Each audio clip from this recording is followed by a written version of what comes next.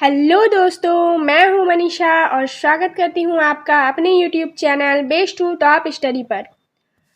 उम्मीद करती हूं कि आप और आपका परिवार मज़े में होंगे, स्वस्थ होंगे और ज़बरदस्त होंगे। आज मैं आपके लिए लेकर आई हूं कि हिंदी के 25 महत्वपूर्ण क्वेश्चन आंसर जो कि जेटेट सिलेबस पर आधारित है। इसके अलावा आगे भी अगर आप हिंदी की तैयारी करना चाहते हैं तो ये क्वेश्चन आपके लिए बहुत ही हेल्पफुल होने वाला है, तो आप इस वीडियो को अंत तक ज़रूर देखिए। तो चलिए स्टार्ट करते हैं आज के क्लास को।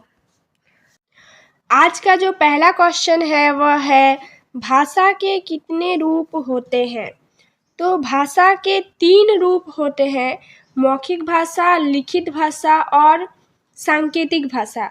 तो इस क्वेश्चन का जवाब हो जाएगा ऑप्शन नंबर 2, 3। भाषा के 3 रूप होते हैं। चलिए आगे बढ़ते हैं।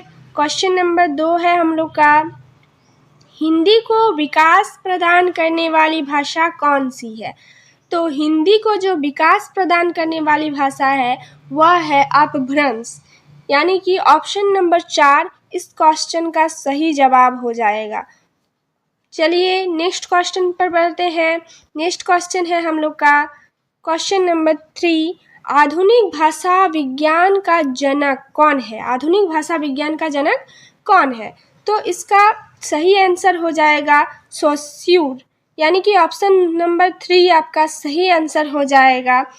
सोस्यूर का फुल नेम है फर्डिनेंड डी सोस्यूर। चलिए आगे बढ़ते हैं।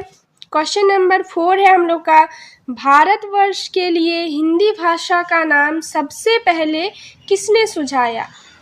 तो हिंदी भाषा का नाम जो है भारतवर्ष के लिए सबसे पहले किसने सुझाया था, वह थे मदन मोहन मालवीय। तो आपका सही आंसर हो जाएगा मदन मोहन मालवीय, यानी कि ऑप्शन नंबर 4 इस क्वेश्चन का सही जवाब है। चलिए आगे बढ़ते हैं। आगे है हम लोग का, भाषा के 3 रूप क्या होते हैं। अभी हम आपको बताया कि भाषा के 3 रूप होते हैं, क्या क्या, मौखिक भाषा, लिखित भाषा और सांकेतिक भाषा। तो आपका सही आंसर जो हो जाएगा ऑप्शन नंबर 4 आपका सही आंसर हो जाएगा। क्वेश्चन है हम लोग का, देखिए, विश्व में बोले जाने वाली विभिन्न भाषाओं में हिंदी भाषा का कौन सा स्थान है। तो विश्व में बोले जाने वाली विभिन्न भाषाओं में हिंदी भाषा का जो स्थान है वह है 4था स्थान। तो इस क्वेश्चन का सही आंसर हो जाएगा ऑप्शन नंबर 3, 4था। चलिए आगे बढ़ते हैं। नेक्स्ट क्वेश्चन है हम लोग का, देखिए, हिंदी भाषा की कितनी विख्यात बोलियां हैं। कितनी विख्यात बोलियां हैं। तो हिंदी भाषा की 5 विख्यात बोलियां हैं। तो इस क्वेश्चन का सही जवाब हो जाएगा ऑप्शन नंबर 3 आपका सही जवाब हो जाएगा। चलिए आगे बढ़ते हैं। क्वेश्चन है, हिंदी में अधिकांश शब्द किस भाषा से आए हैं। तो हिंदी में जो अधिकांश शब्द हैं वे संस्कृत भाषा से लिए गए हैं, इसलिए इस क्वेश्चन का सही जवाब हो जाएगा ऑप्शन नंबर 3 इस क्वेश्चन का सही जवाब हो जाएगा। चलिए आगे बढ़ते हैं। क्वेश्चन है, हिंदी किस परिवार की भाषा है। हिंदी किस परिवार की भाषा है। तो इस क्वेश्चन का सही जवाब हो जाएगा भारोपीय। हिंदी भारोपीय परिवार की भाषा है, इसलिए आपका सही आंसर होगा ऑप्शन नंबर 3 भारोपीय। चलिए आगे बढ़ते हैं। क्वेश्चन है, निम्न में से कौन सी प्राचीन भाषा नहीं है। प्राचीन भाषा नहीं है, प्राकृत भाषा प्राचीन भाषा, अपभ्रंश भी प्राचीन भाषा है। तो इस क्वेश्चन का सही जवाब जो हो जाएगा पंजाबी। पंजाबी जो है वह प्राचीन भाषा नहीं है। तो चलिए आगे बढ़ते हैं। क्वेश्चन है, देखिए, हिंदी का मानक रूप किस भाषा से विकसित हुआ है। हिंदी का मानक रूप किस भाषा से विकसित हुआ है। ठीक है, तो इस क्वेश्चन का सही जवाब हो जाएगा खड़ी बोली, यानी कि ऑप्शन नंबर 4 आपका सही जवाब है। ठीक है, यहाँ तक समझ गए। आगे बढ़ते हैं। क्वेश्चन नंबर 12, 12 नंबर क्वेश्चन देखिए क्या है। सूरदास ने किस भाषा में सूरसागर की रचना की? तो सूरदास ने किस भाषा में सूरसागर की रचना की, ठीक है। तो आपका सही आंसर जो हो जाएगा ब्रज भाषा। सूरदास ने ब्रज भाषा में सूरसागर की रचना की। तो आपका सही आंसर होगा ऑप्शन नंबर 4 ब्रज भाषा, ठीक है। क्वेश्चन है भोजपुरी बोली की उत्पत्ति हुई है, किससे हुई है, किस अपभ्रंश से हुई है? तो आपका सही जवाब है मागधी अपभ्रंश से, ठीक है। तो आप इस क्वेश्चन का जो सही आंसर हो जाएगा ऑप्शन नंबर 3 इसका सही आंसर हो जाएगा। चलिए आगे बढ़ते हैं। क्वेश्चन है हम लोग का, देखिए हिंदी भाषा की उत्पत्ति हुई है, ठीक है। तो किससे हुई है? तो हिंदी भाषा की जो उत्पत्ति हुई है वह ऑप्शन नंबर 3 यानी कि सौरसेनी अपभ्रंश से हुई है, ठीक है। तो इसका सही जवाब हो जाएगा ऑप्शन नंबर 3 सौरसेनी अपभ्रंश। चलिए आगे बढ़ते हैं। नेक्स्ट क्वेश्चन है हम लोग का, देखिए खड़ी बोली हिंदी का विकास किस भाषा से हुआ है? तो खड़ी बोली हिंदी का विकास जिस भाषा से है उसका नाम है अपभ्रंश, यानी कि ऑप्शन नंबर 2 आपका सही जवाब हो जाएगा अपभ्रंश, ठीक है। चलिए आगे बढ़ते हैं।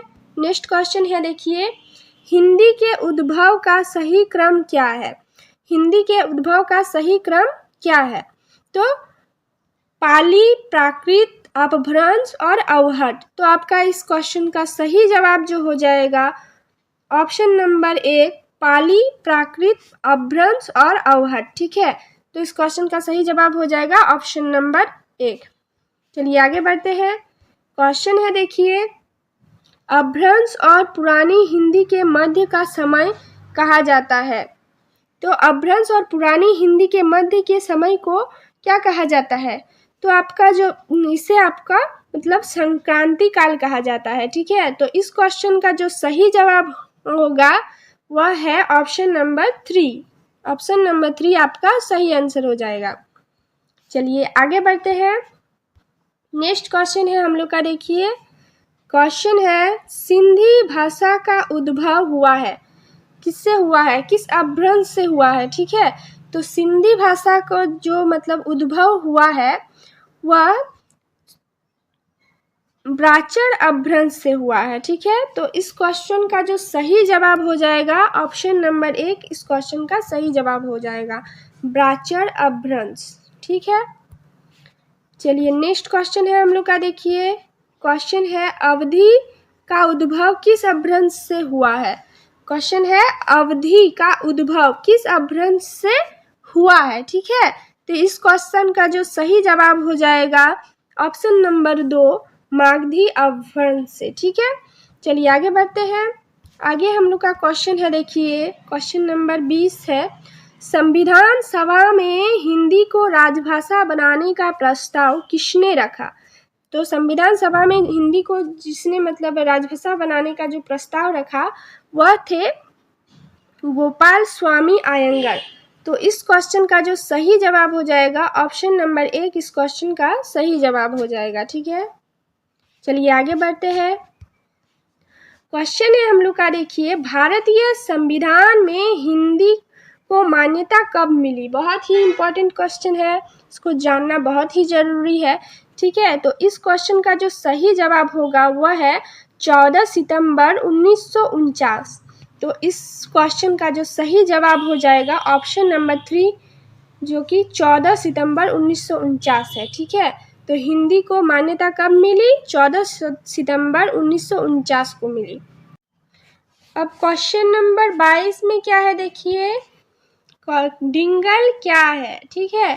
तो डिंगल जो है एक साहित्यिक शैली है, ठीक है। तो इस क्वेश्चन का जो सही जवाब हो जाएगा ऑप्शन नंबर 2 एक मतलब डिंगल एक साहित्यिक शैली है, ठीक है। चलिए आगे बढ़ते हैं। नेक्स्ट क्वेश्चन है हम लोग का, देखिए क्वेश्चन है संविधान के किस अनुच्छेद में कहा गया कि संघ की राजभाषा हिंदी और लिपि देवनागरी है? तो अनुच्छेद 343 में कहा गया था कि संघ की जो राजभाषा है हिंदी और लिपि देवनागरी है होगी, ठीक है। तो इस क्वेश्चन का जो सही जवाब हो जाएगा ऑप्शन नंबर 1 343। ठीक, चलिए आगे बढ़ते हैं। आगे हम लोग का क्वेश्चन है, देखिए 24 नंबर क्वेश्चन। ब्रज भाषा है, ब्रज भाषा कौन सी हिंदी है? ठीक है, तो ब्रज भाषा जो है वह है पश्चिमी हिंदी, इसे कहा जाता है। ठीक, तो आपका सही आंसर जो हो जाएगा ऑप्शन नंबर 4 इस क्वेश्चन का सही जवाब हो जाएगा। ठीक है, चलिए आगे बढ़ते हैं। यह हम लोग का आज का लास्ट क्वेश्चन है। ठीक है, क्वेश्चन नंबर 25, सही विकल्प को चुनिए। भाषा अस्थायी होती है, कौन सी भाषा अस्थायी होती है? ठीक है, मतलब आप उसको बाद में प्रमाण नहीं दे सकते हैं। तो आपका जो मौखिक भाषा है वह अस्थायी होती है। ठीक है, आप बोलेंगे कुछ, ठीक है, और बाद में उस बात से मुकर भी सकते हैं, इसका कोई मतलब प्रमाण नहीं रहता है कि आप वही चीज़ बोले हैं। ठीक है, तो इस क्वेश्चन का जो सही जवाब होगा मौखिक भाषा, यानी कि ऑप्शन नंबर 1।